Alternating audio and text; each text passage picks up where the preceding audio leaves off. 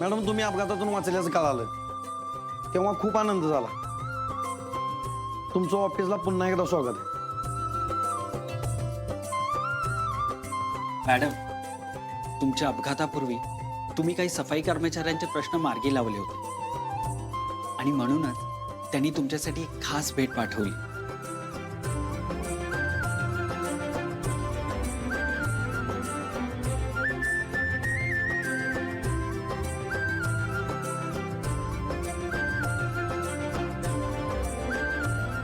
हे पत्र आहे सफाई कामगारांनी दिले.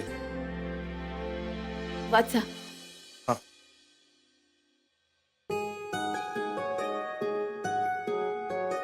कलेक्टर अपर्णा मॅडम, तुम्ही आमच्या प्रश्नांची पाहणी करून निघालात आणि काही वेळातच तुमच्या अपघाताची खबर आली.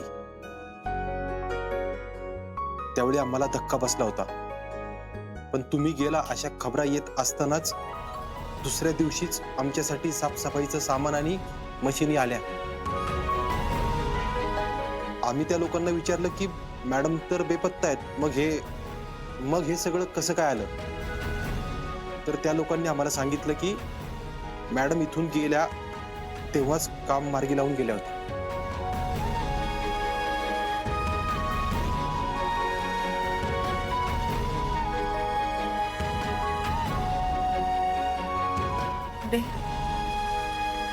आमची मुलं भाऊ या सफाईच्या कामात दगावत असताना तुम्ही स्वतः येऊन आमच्या बरोबर साफसफाई केली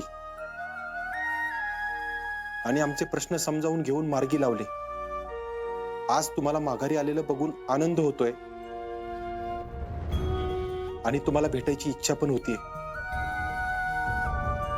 पण आम्ही ठरवलं होतं की कामात कसूर करायची नाही. ज्या विश्वासाने तुम्ही हे सगळं सामान आणि सगळी सुरक्षा साधनं आम्हाला दिलीत, त्याच विश्वासानं आम्ही हे शहर होईल तेवढं स्वच्छ ठेवू आणि लवकरच भेटू तुम्हाला.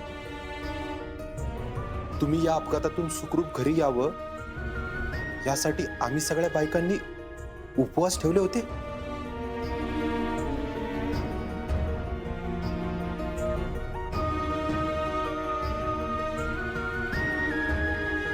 देवाचे आभार की आज तुम्हाला आम्ही हे पत्र लिहू शकलो.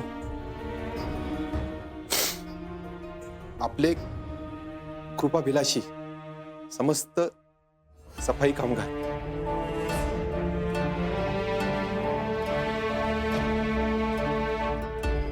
पगार देऊन जिथे लोक नीट काम नाही करू राहिले, तिथे या कलेक्टर बाईनं निव्वळ विश्वासावर लोकांना कामाचं महत्व पटवून दिलं.